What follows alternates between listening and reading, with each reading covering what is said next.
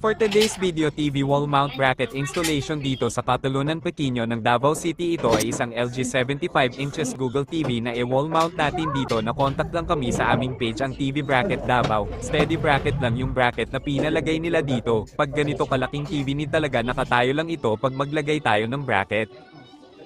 At doon naman sa wall ay ask lang natin si sir kung hanggang saan yung top ng TV. Ang gusto kasi nila baba lang ng kaunti sa picture frame, at yung gilid naman wag lang daw matakpan ng breaker. After natin masukat, lagyan na natin ito ng mga guide at marking para sa pag-drill, at bubutasan na natin ito. Gagamit lang tayo ng plastic bag pang salod ng alikabok para wala na silang alalahanin pa sa paglinis dito, at lagyan na natin ito ng plastic tocks yung mga butas. Tapos ilagay na natin ang wall frame bracket at lagyan ng mga lug screw bolt at higpitan ng drill socket para mabilis, at final naman sa paghigpit ng T-socket wrench.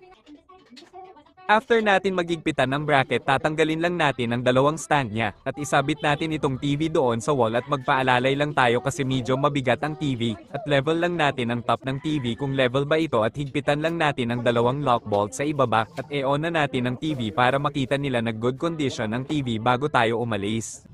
Maraming salamat po. Installation by TV Bracket Davao.